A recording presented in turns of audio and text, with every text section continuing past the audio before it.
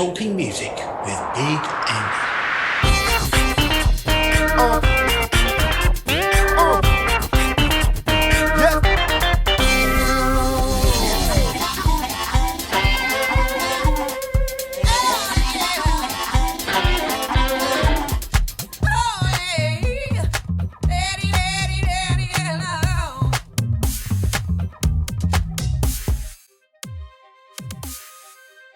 On this week's show, Jennifer Lyn and the Groove Revival are talking music with me, Big Andy.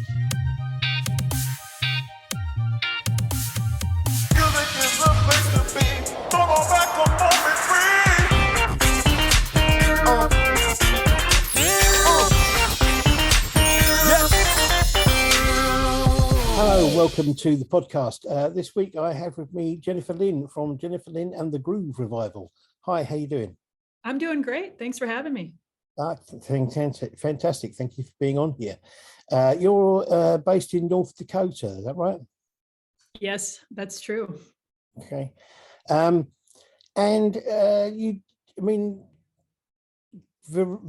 different places I've looked have listed you as playing rock, blues, rock and roll. What would you say? Is it a mixture of that? I think it's a kind of a mix of all those things. Yeah, it definitely is. It's kind of weird, we always have to kind of brand ourselves with something, and it seems blues rock is kind of where we fit in. So yeah, that's probably the best home, I guess, that we've found for our music. So well, my favorite quote, if you like, of summing up of your music is soul singing, dual guitar slinging blues rock music. Yeah, that's our tagline we kind of came up with. That's my partner in crime for music, the other guitar player in our band, we love whenever we can to do dual guitar stuff. We try not to overdo it because it can be too much for some people, but we absolutely love it anytime we can. Hey, I love dual guitar stuff. The Allman Brothers and from over here, Thin Lizzy, having the dual guitar thing. That's always been a real favourite thing of mine. I love the sound that you get. Now, I couldn't find out a great deal about when and how you started. Sure, I'm a late bloomer. I got serious about guitar back in 2013. So it literally hasn't been that long. I was that person that really loved music when I was younger and then took the safe traditional route, thanks to parents, poking and prodding, and went to college for things that had nothing to do with music. And here I am. So getting back to it. But it was actually a conversation I had with my grandmother. She passed away back in 2011 from cancer. And it seems like when you're at that point in your life, and I'm sure everyone at some point has experienced losing someone where they have time to say goodbye. And with cancer, even though it's an awful, awful thing, it does allow a person time to say things. And one of the things she shared with me was how much joy she knew I got from music when I was younger, and just made it really clear to me that she thought it should be something I should continue to pursue, because she felt it was a gift that I was given and it brought me lots of joy. And she's like, don't waste this gift. You don't have to be famous in order for you to share the gift with someone. And she said, it not only does it bring me joy, but it brings other people joy. And it's something that I should continue to pursue. So blew the dust off of the guitar. And what I ended up finding was I'm kind of a nerd by nature, and it was the best place to be nerdy. I mean, playing guitar, there's so many, especially electric guitar, just the guitar alone, there's guitar, knobs and things that you can play with on the guitar. And then you throw an amp in there. And then if you dive down the pedal world, the rest is history. I was hooked and Oh, no, it's cool. It's cool. Have you always been sort of into the sort of blues rock stuff, or was it something you came to later on? Yeah, it's a great question. In my house, growing up in my grandparents' house, which I talked about my grandmother, I grew up listening to kind of a wide palette of music. but it always seemed like everything I listened to, and this is always true with the blues anyway, always had really bluesy undertones. And a lot of the stuff that I always found myself singing before I knew that blues was really my home was always really bluesy. If it was from the country genre, it was something like you would hear of a Chris Stapleton today. He's got very bluesy undertones in his music, to the point that one of my friends pointed out, because, I was kind of trying to find my home because I do like so many different types of music, especially when I write music. And he's like, Jen, you sing sevenths all the time. That's just a bluesy note. This is where you need to be. And so I kind of, once I realized that was really my hub and my wheelhouse, things just kind of started opening up in terms of like songwriting, and things became more creative once I kind of found my sound, I guess you could say. But growing up, I listened to a little bit of everything. I was like most kids, where I pillaged my parents' vinyl collection, which was everything from a lot of British blues rock, everything from like Cream, and then Jimi Hendrix here in the States. And yeah, so lots of good stuff growing up. Cool. Yeah, no, I can. It's interesting you say it, because it's the. I've been looking at the videos you've got on your YouTube channel for the cover versions you do, and it is very interesting to see the mix of stuff you've got on there, because some of that is very much more country, some of it's more sort of like straight rock, some of it's definitely blues rock, and there's some stuff that's definitely kind of straight blues, and it's interesting to see that mix of stuff in there. It's so that's the kind of mix you've put all together.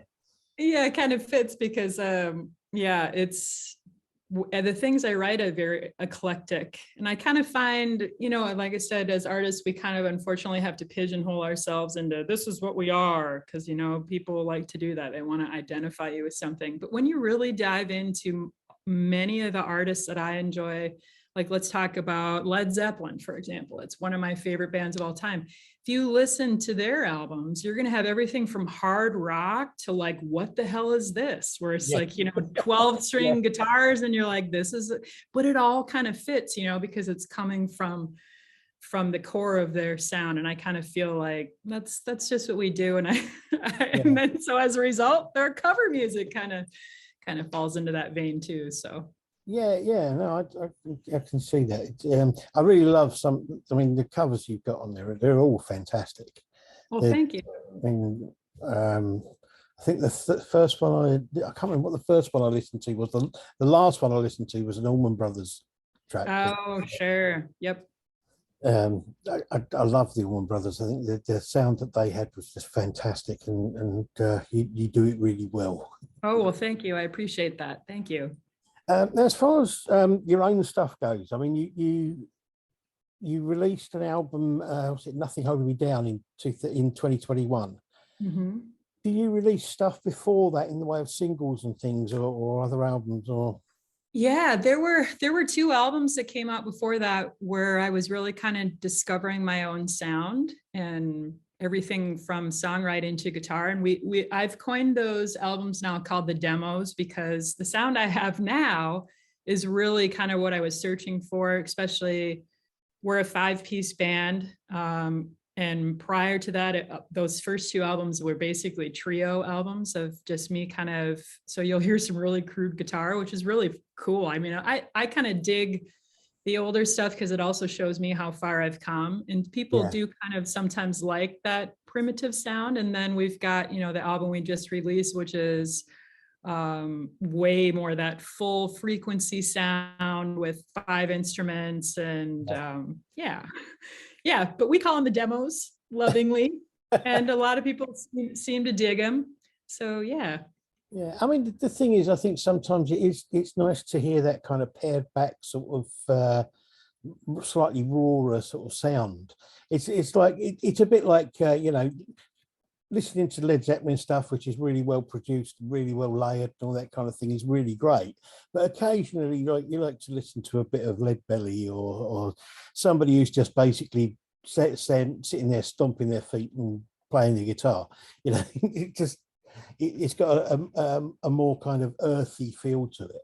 Absolutely. And I think it's too, I find it it really shows the human element of music, which I think is really fun. You know, I jokingly call it the evolution of an artist, where you can kind of see where they were kind of getting their stride and figuring out what it is that they wanted to say musically. And so, yeah, it's kind of fun.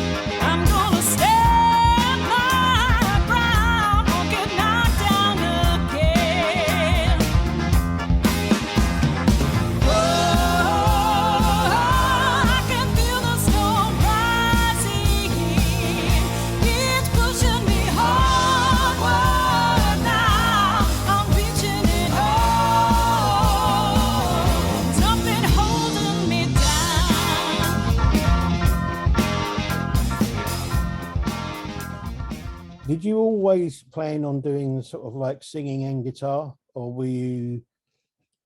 Yeah, that's a great question, because I get sometimes someone will be like, well, I just would love it if you'd sing. I have stage fright. And what's kind of funny is like I've always overcome it. You know, we've had everything from small intimate shows and then large festivals. And it's kind of like, now I don't want to say that my guitar is a crutch, but it's one of those things where I just feel so comfortable with it in my hands. Even if I'm just playing rhythm guitar the entire song, there's something, and I feel like I get into the music more. I'm more, I don't look like I'm a social introvert on stage, just kind of standing there like a wallflower when I have my guitar. There's something about it where, you know, it could be as simple as, you know, when you see musicians like Rory Gallagher, he's my favorite guitar player of all time. And when you see his guitar, because he was one of those guys where he was like, this is my guitar. And it was his guitar pretty much for his whole career. So then when you look at it, it's just, you know, it's completely worn down. And there's something about the relationship you have with an instrument where it's almost kind of takes on its own thing. And so it's not that I hide behind my guitar, but it definitely kind of gives me the added little courage effect, I guess you could say. Yeah. No, I think it's quite interesting sometimes when you see somebody that normally plays guitar and sings, and then you see them not playing the guitar. They kind of look like they're really desperately trying to find something to do with their hands. Right, like they just grab the mic stand awkwardly and they kind of they're not Mick Jagger. Let's just leave it at that. He's, you know, got his own thing going on there still to this day. Yeah. But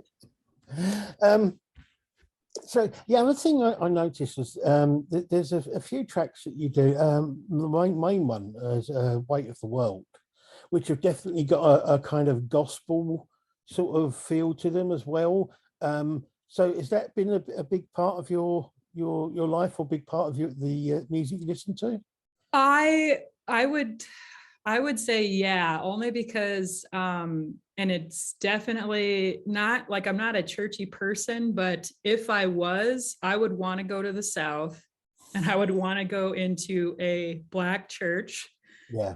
Where there's something about that. And I have friends growing up who have shared experiences with me, and I've witnessed it, where it's just a different experience. The music takes on a life of its own. And so there's something about that. And plus, like when you think of the root of the blues and where it was coming from, you know, a lot of those were chants, you know, when people were working. And I find that like Weight of the World is a perfect example of that, where we've got, it's almost like a chant that's going on with the hand claps. And so it does kind of have like a gospel-y feel to it, which is cool. I'm glad that came through. Yeah. No, I mean, I love the sound of the gospel. I mean, the recent film that came out of Aretha Franklin singing in the church was just incredible, and that kind of gospel sound, especially with the choir and the whole everybody getting involved in it. I don't think there's anything quite like it. Yeah, no church I've been to, unfortunately, it's just a bunch of people trying not to sit in the front pew and not making eye contact with anyone because we're all, being socially introverted. That's every church experience I had. So yeah, I've seen that movie as well, and I completely resonate with what you're saying in terms of that whole experience in itself. Just the music alone, it's almost transcending. I mean, I really like "Weight of the World." I think it was a great song. I've been going through some of your songs and that sort of thing. I love that. Badlands I liked as well. Oh, thank you. Yeah. And Burned It Down. They were two that kind of stood out for me. I'm not quite sure why, really. It's a weird thing. I've found that a lot with the music that I've been listening to, interviewing bands on the show, is that I'll find songs that I really like, but I couldn't really pinpoint exactly why or what it is about those particular songs that stand out from any of the others. But they just kind of grab you in some kind of way. Oh no, I know exactly what you mean. And that's the cool thing about music, is it's so subjective. Yeah.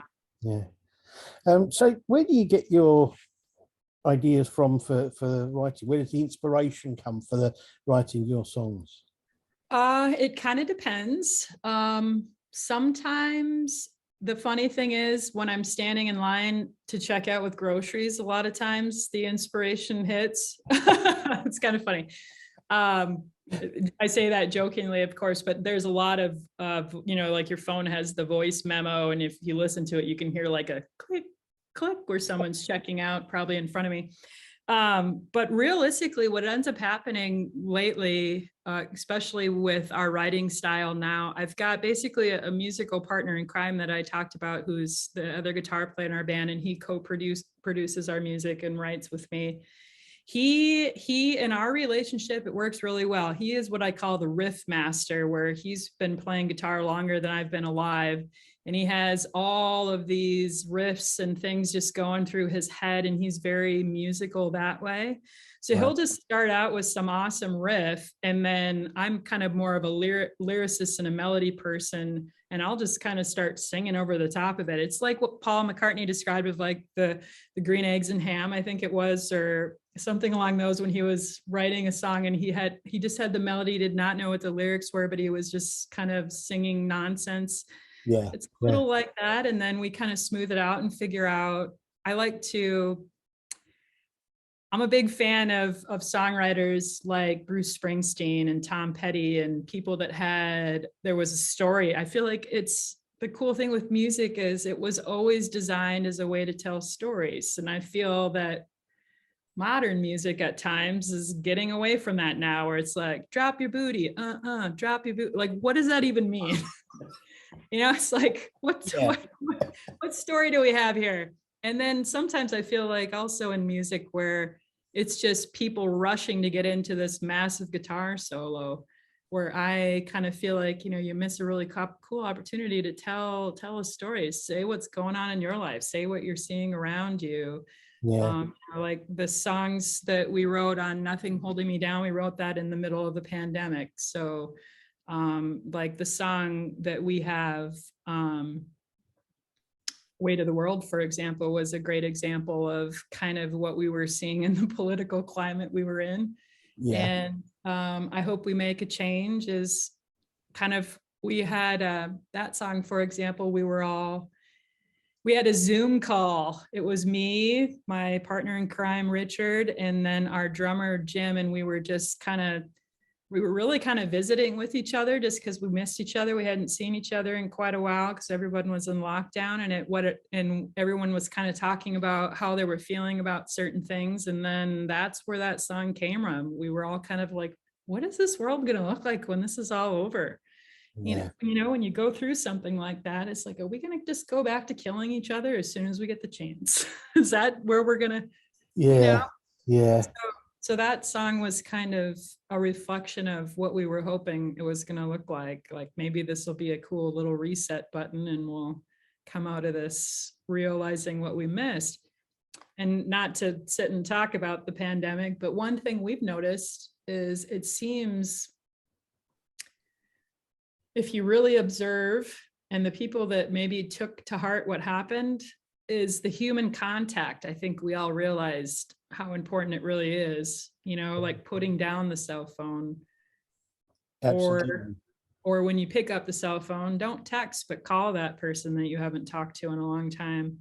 Yeah. So, you know, for me, the pandemic was going back to 1985, like having the phone attached to your wall, you know, and you had to, Yeah. I called people a lot more than texting. And so that part of it was good. But yeah, no, I know what you mean. It was kind of a reset for a lot of people. I think they kind of you kind of had to look at what was important and what wasn't important in your life. Exactly. Yeah. Yeah. No, I really like I Hope You Make a Change. That's a really good track. That's another one that I really liked. The other one that I wrote down was Lay Your Memory Down, which I don't know. It's kind of one of those songs that gets into your head, if you know what I mean. We hear that a lot. Yeah, that we wanted to write a really kind of like a classic blues song, and yeah, who hasn't been through the bad breakup, right? Yeah. And so that one I hear probably the most about that one, that it really resonates with people because I think it's the most relatable. There isn't anyone that gets through life, I would say, unless you marry your childhood sweetheart and it's all unicorns and rainbows, that doesn't get, you know, they don't come through unscathed. So that song's a little story about getting through. Yeah, well, Yeah. you know, as you say, it affects all of us in one way or another. So during during the whole lockdown pandemic thing, you were working on that material and that sort of thing. So have you got new material that you're working on now? Yes. Actually, this is a cool thing that came out of COVID as well was I literally bought this console, and what this is it's basically just two giant monitors essentially from Slate Digital. It's a touch screen, but I don't like touching it because then, you know, you can see all these finger greasy marks. But I kind of had in my mind that I wanted to, I've always, like, if I could pick where musically I would love to spend my time, it's in the studio. I'm a studio nerd. I love everything that comes from that. Right. So I always wanted to have a home studio. And the cool thing that happened with COVID was all of a sudden you got all this free time, like all the gigs are gone, nobody's doing shows, and you know, nobody's rehearsing. And so rather than sitting around in my sweatpants watching Netflix, I learned mixing and mastering and home recording. So that album, Nothing Holding Me Down, we actually recorded it here in my home studio. I did the mixing, did the mastering, and once I got over the learning curve, that's what we're going to do from here on out. It was just because you get. Yeah. I was just going to say, for something you were learning to do, it sounds pretty good. Thanks, I appreciate that. Yeah, that was my first attempt at it, and it was, I mean, granted, there was I was a big stickler on, if it doesn't sound the way I want it to sound, we're going to hire this out. But what ended up happening was, so we had this plan. We're like, okay, we know this guy is a good mixing engineer. A lot of our friends have worked with him, and we're like, we're going to send him one track, you know, we'll pay him for his time, but we're going to send him one track, and then we're going to compare it to what I've been working on. So that way we can see, like, am I in the ballpark here? And when it came back, we're like, whoa, okay, this is good. We're not only are we in the ballpark, because from a production standpoint, it's, unless you're in the room with somebody, it's really hard to explain to somebody what's going on in here, you know, like I really want this really cool reverb tail, and I want this echo. And, you know, we've got on that song, I Hope We Make a Change, there's a really cool kind of vintage guitar, echo that we put on the solo, because we wanted it to really have like that 70s, almost actually like late 60s Woodstock kind of a vibe, where we're just going to have this huge, massive guitar solo. And so, you know, trying to explain that to somebody, I would look like probably like a monkey sitting like, you know, just kind of like, I want this. And it's so it worked out really well, because now we just get to do it on our own, and that's been really nice from a production standpoint. It really cuts down on the amount of time, and then we can get it exactly as we want it. So no, that's cool. It's, as I say, it sounds really good. So thank you. So have you got other material? You got other material that you're I'm writing and you're working on now? Yeah, I'm actually mixing and mastering the next album right now. And so it'll either be out, it kind of depends on the, you know, releasing later in the year isn't always the best for independent artists. So it'll probably be an early release next year. And yeah, I'm really looking forward to it. This one will be, so the first album we released was probably the Nothing Holding Me Down, which you're talking about, was probably a little bit more rock. Right. This one's going to be a little bit more blues. And it's kind of, the best way I can explain it is, you know, like early Rod Stewart when he was with Jeff Beck, it's kind of got that vibe where I'm like, yay, this is going to be so fun. So it's blues, but it's very much like rock and roll blues. It's not, you know, Since My Baby Left Me. It's a little bit more dynamic than that. It'll be fun. it's I still get people who, like, when I say I like blues music, I still get people saying to me, oh, it's all that dirgy stuff that starts off with I woke up this morning. You go, no, it's not. Yeah, hey, that's an easy misunderstanding. You know, around here, when I say we play blues, they think I'm saying bluegrass. So they're like picturing banjos and a whole bunch of other stuff. And I'm like, nope. No. Not quite. it's I normally, if people start saying things like that to me, I normally say to them that have a listen to people like Stevie Ray Vaughan, and you know, and then tell me like, that's blues. Yeah, that's blues. Exactly. They have a little light bulb moment. Oh. So the new stuff will be out soon. Have you been able to get out and do any live performances? Yeah, but we're kind of sticking local right now, because everything is really weird with, you know, as an independent, we book a lot of our own shows, and as a result, there's always the hang up of what if we need to cancel because someone's got COVID. Yeah.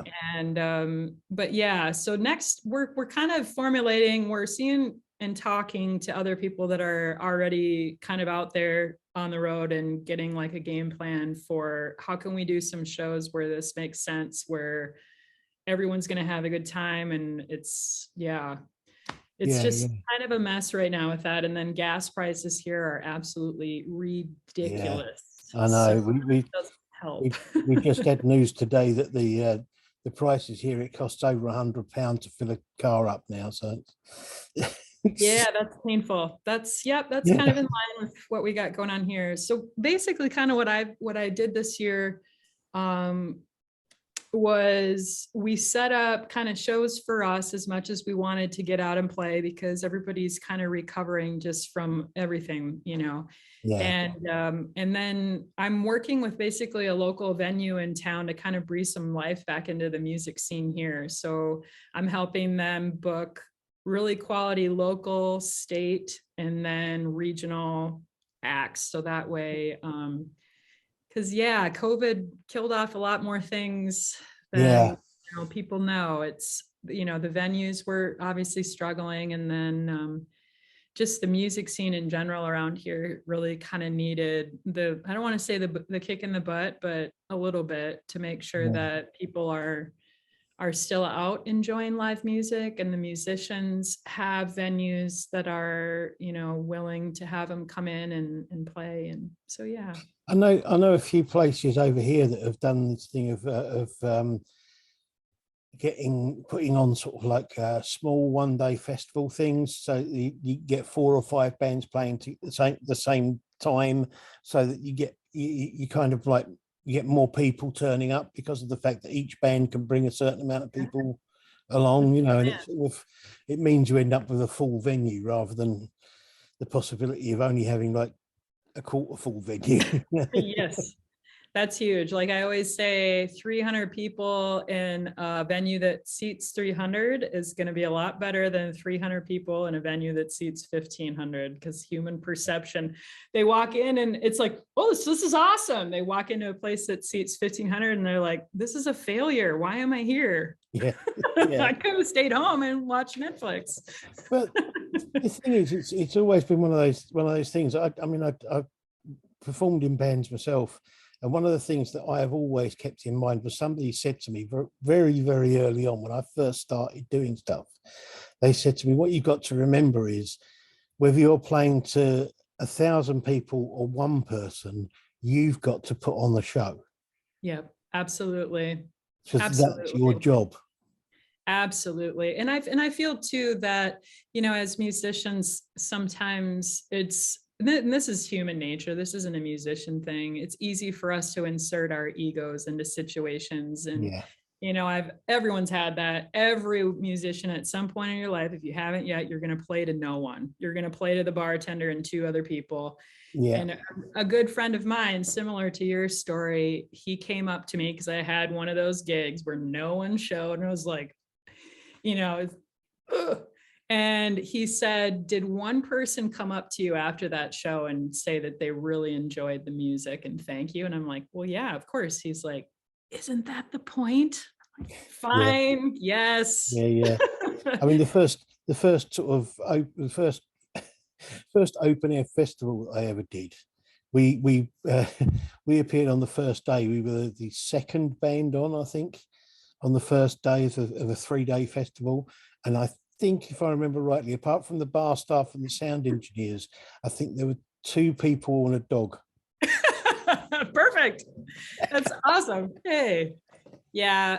I mean, that's gonna happen. I'm with you. That's rough. And I do feel like too, like I feel that the pandemic did kind of cut a swath through like what we have going on locally sometimes, and I'm sure this is the same everywhere, where you get the waters get a little muddy with, you know, you get some people that are like, I'll do that for free. Excuse me, you know, and they don't understand what they're doing as a result. Well, a lot of the people that are kind of in that category kind of fell off to the wayside, and which is good and bad all at the same time. But what it has done is it's created more opportunities, at least locally, for the musicians and people who are a little bit more serious about it. So that way, you know, the show quality is a lot better.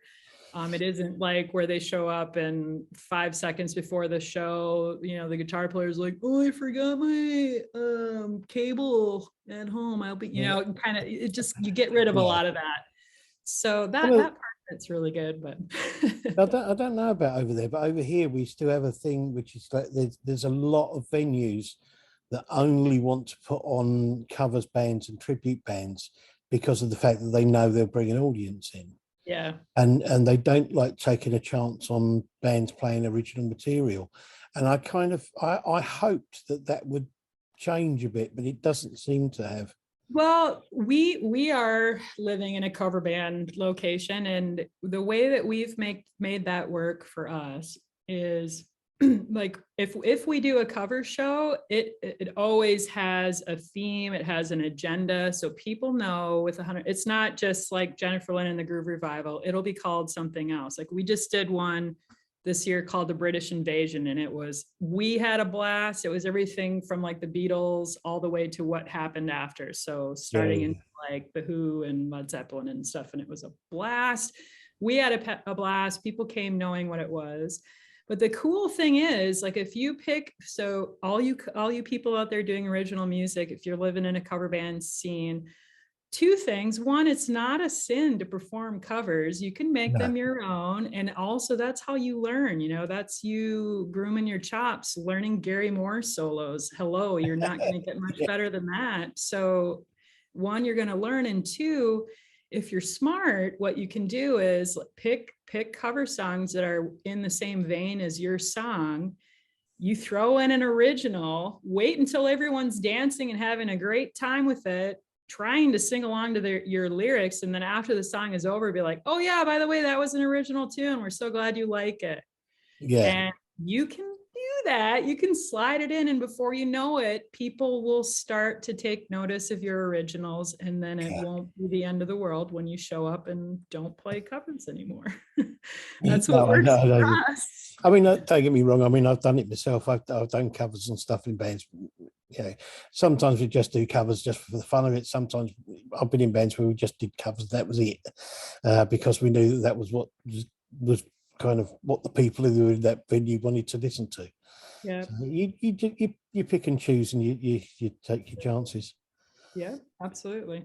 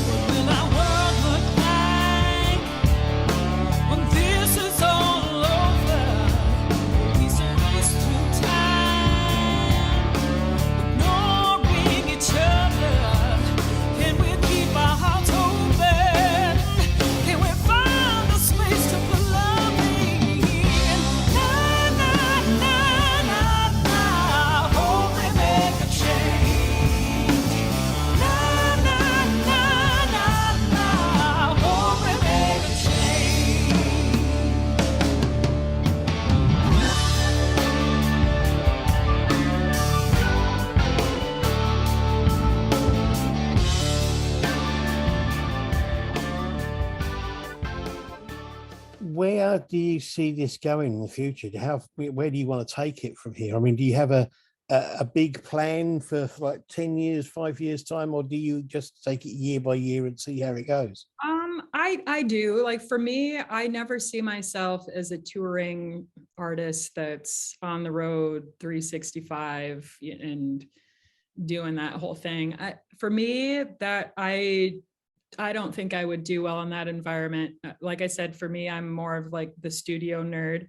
The nice thing is, the world that we live in now, musicians, as much as they want to gripe about it and say it's not true, we have the world at our fingertips. I mean, there's over 2 billion people on Facebook, and that's the number one advertising platform, and it's pretty cheap. Go find your people, So, I mean, the nice thing is, and we're actually seeing this with some of the bands that we follow. When you look at their schedule, and especially, the pandemic has an effect on this, where people aren't doing as many shows. They have strategic breaks in there in case someone gets COVID, but realistically, you don't have to, unless that's your jam and you want to do it, great. But if you're like me, where you're like, I really enjoy home time with my family, I really enjoy being in the studio, being creative that way, you can have it all. You don't have to, granted, a lot of money can be made touring, but you can lose your ass touring too. Yeah. So, I always kind of wanted to do the whole Brian Wilson thing, which is like stay at home, write the music and record it, and then get the band to go out and tour it. Just stay at home. There you go. Exactly. I feel too, though, like our big thing right now is, and will be moving forward, is quality over quantity. Because we've done the whole quantity thing. We've played the bars that were, you need chicken wire. We've done it, we've done a lot of that. So now we can kind of, what I like to call the quality, where moving forward, when we do shows, it's going to be stuff that everyone's excited about, including the fans that are coming out to the event. If that means we do less shows as a result of that, that's totally okay. We got more stuff we can be doing. I think, especially with sort of like blues rock stuff, there does tend to be a thing where some of the artists don't tour as much. They don't do, they'll do Well tour every couple of years or something, and they don't. I mean, Joe Bonamassa is one. He doesn't do big world tours. He does small kind of tours and that sort of thing. But he does pretty well out of it. Yeah, well, and The cool thing is, and I've met Joe. Joe's a cool dude, really down to earth. But the neat thing with him is, for anyone who wants to be an indie and stay indie, literally look at what he and his musical partner in crime, which is the business side of things, Roy, what they do. Because I mean, yeah, of course, it's going to take you a long time to be where he's at, but he's worked at it. And as a result, you know, he's getting to play those venues like the Royal Albert Hall. That being said, you can do it on a smaller scale. You know, if anything that I've learned from watching from a business standpoint, what they do is they book all their own venues. They're basically their own booking agency, and I'm sure they maybe hire out promotion or people to help them promote. But that's not to say that musicians that are independent or even ones that are under a label can't do the same thing, you know. Absolutely. So like, rather than for me going to let's say, rather than me going to Chicago, I go to the suburbs near Chicago, and that's my first stop, you know, versus I'm going to go right downtown Chicago because that's where people go when it's like, it doesn't have to be that way. You can find a way to make it work. Just find a venue. And if there's anything I've learned just from doing shows and promoting, like I said, a 300 person venue with 270 people in it, that's a success. And people are going to look around saying that's a success. It's human perception. Where you take those same 270 people, which that's a, you know, decent, respectable show. You take those 270 people and put them in a 500 person venue. And now all of a sudden everyone's looking around, like I said, going, well, this is a failure. This band must suck.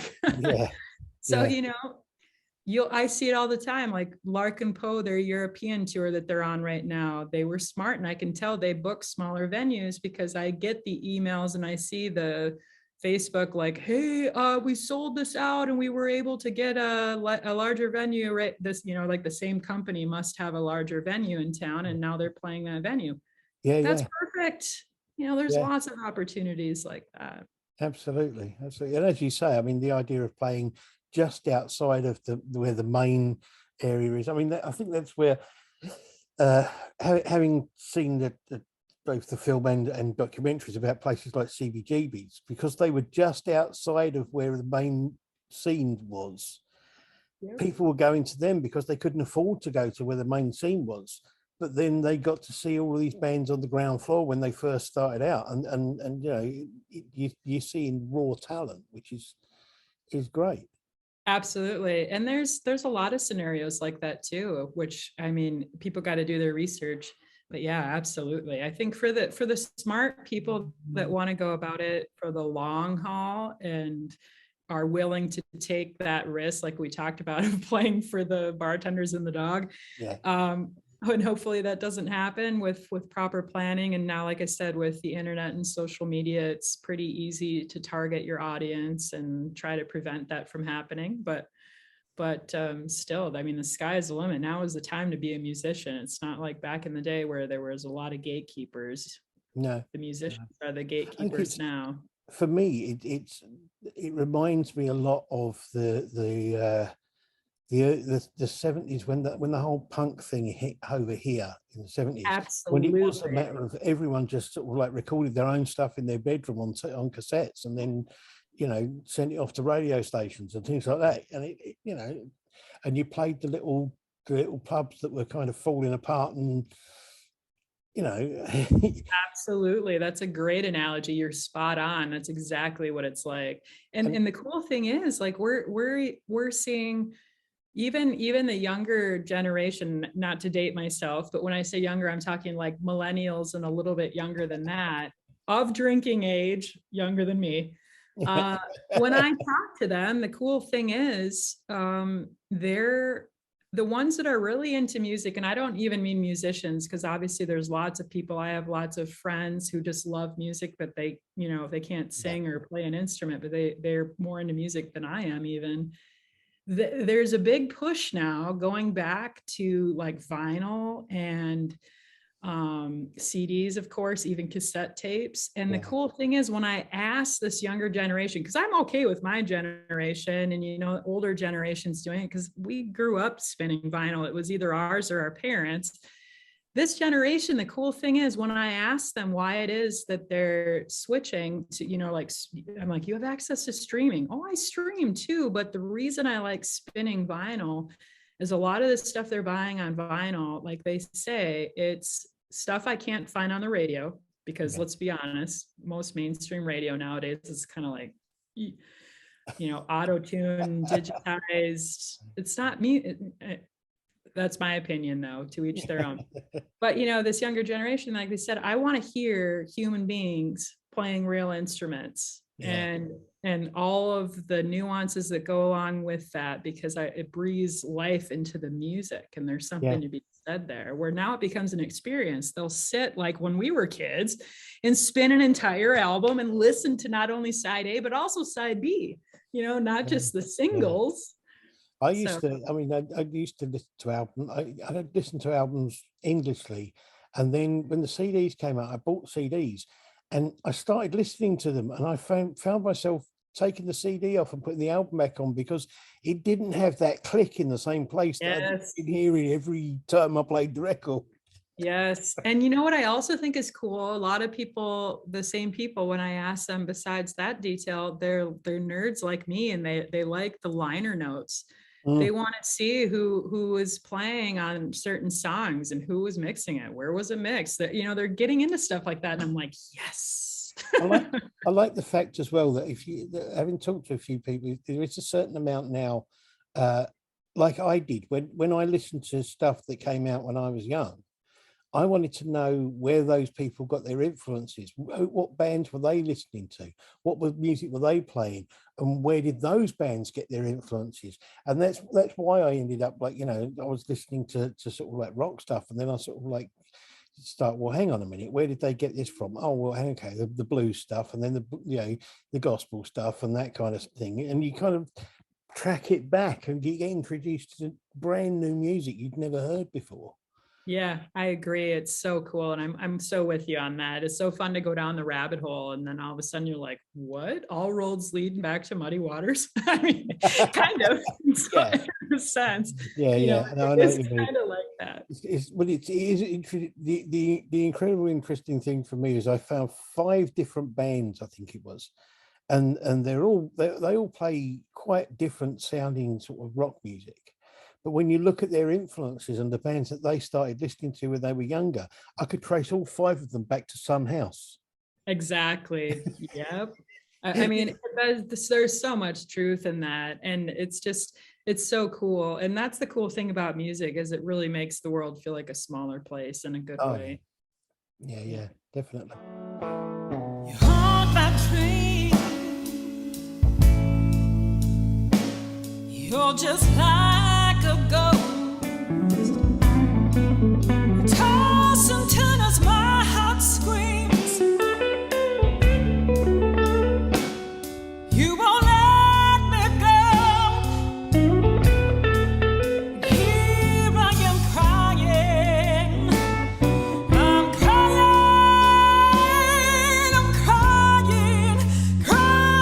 for you.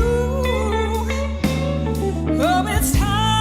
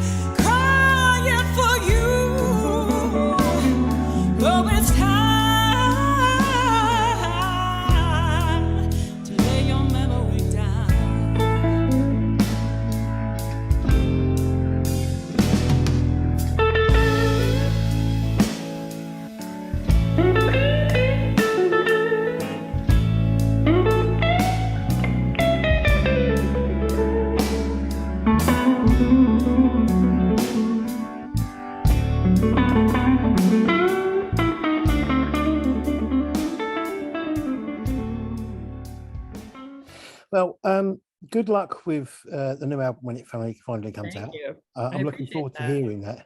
Yeah. And good luck with any shows you do and that sort of thing. And I hope to hear more from you in the future. Good luck with everything you do. I really enjoy your music, and I enjoy what you're doing. It's really the only thing. One thing I was going to ask, which I forgot about, the name. Oh, the band name? Yeah. Why the Groove Revival? Oh, this is a funny story. Okay, so it used to just be Jennifer Lyn. And what ended up happening, because living in North Dakota, I'm surrounded, the majority of people in this state, not everyone, I mean, and I enjoy country music too, especially 90s country and older. Right. The majority of people in this state hear the name Jennifer Lyn, and it sounds very much like I'm either going to be yodeling or there's going to be something going on related to country music. And I can see that. Yeah, we had this show once that we did at this bar, and this cute older couple came in to the show. And when I say older, I mean, we're talking like 80 years old. And they came into this bar, and I like to go up and I talk to people. That's just kind of what I do. And so I see them walk in, and I'm like, hi, how's it going? They see us setting up. Oh, we were so excited for the music. And I said, oh, great. And I'm looking at them going, oh, okay. And they're like, we drove about an hour and a half just to hear some good country music. And I was like, oh no. Luckily, though, they actually also enjoyed the type of music that we played. So I would say 80% of the stuff that we were playing, they were still really enjoying themselves. But after that moment, I'm like, that's it. We have to make sure people know just by the name, this is what we do. So we don't have 80-year-old people driving across the state to hear country music and then getting here and being like, what? Yeah. So that is where it came from. I'm like, when you hear Jennifer Lyn and the Groove Revival, you know there's going to be something going on that's either going to have like R&B or blues or some sort of rock. Absolutely. So there you go. That's cool. Okay, well, thank you very much for being on the show. It's been really good. Oh, my pleasure. And as I say, I hope everything goes well with everything. As usual, I will put links to Jennifer Lyn's YouTube channel and to social media so that you can check out when new material comes out and when shows are on and all that kind of thing. Like that, thank you very much for joining us. Thank you. Thank you to everybody for listening, and I'll see you again soon. Bye. Talking Music with Big and